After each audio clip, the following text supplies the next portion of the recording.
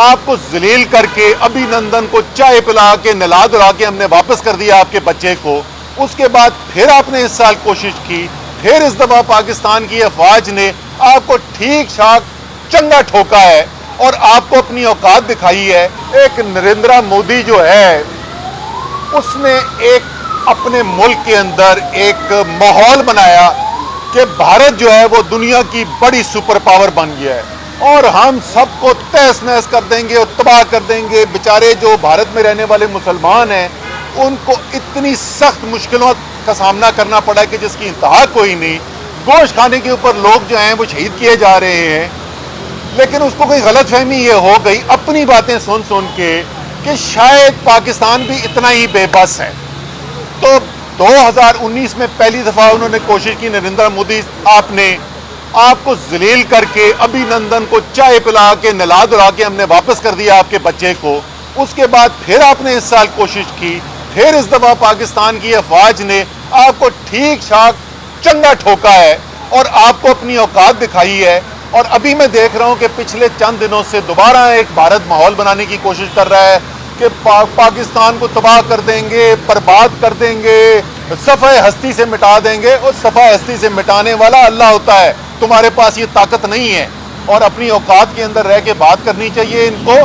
लेकिन वह चीज़, उसमें तो मुझे कोई शक ही नहीं है कि हमारी अफवाज जो है, हमारी एयरफोर्स खास तौर पे जो है, उसमें इतना दम है कि वो भारत के किसी भी जारहाना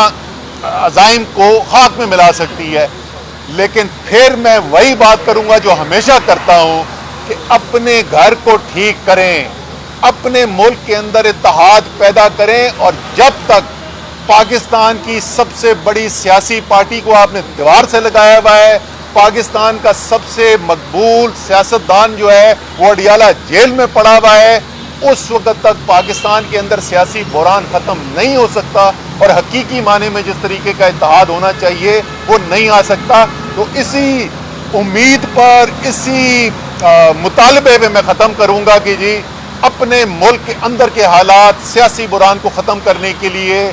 पहल करें। हुकूमत की जिम्मेदारी होती है, वज़ीर आज़म की जिम्मेदारी है, हुकूमत की जिम्मेदारी है, ये तहरीक इंसाफ की जिम्मेदारी नहीं है। पहल हुकूमत ने करनी है और अगर पहल करते हैं वाकई में हकीकी तौर के ऊपर एक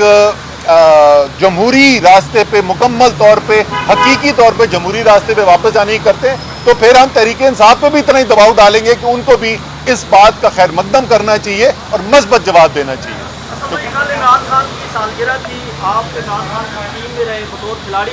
कल उनको जो है वो ट्रिब्यूट दे दिया गया। बतौर सियासतदान इमरान खान को आपने कैसा पाया और उनके हवाले से क्या कहें? देखिए, इमरान खान को चले पहले ऐसी कुछ बात कर लेते हैं कि जो चीज़ें कोई जिस पे बहस मुबाहिसा नहीं हो सकता, जिसके ऊपर तो दो राय नहीं हो सकती, पिछली कम से कम 50 साल के अंदर कोई सियासतदान पाकिस्तान में नहीं निकला जो इमरान खान के आधे भी कद का हो। इमरान खान ने पाकिस्तान की सियासत के ऊपर जो असर डाला है वो उसके कोई करीब भी नहीं आता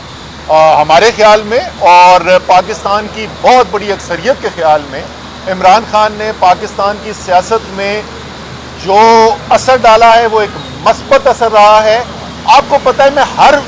इमरान खान की हिकमत अमली, हर फैसले से इत्तेफाक नहीं करता, लेकिन अगर आप मजबूरी तौर पर पूछ रहे हैं कि 1996 में जो सफ़र शुरू हुआ था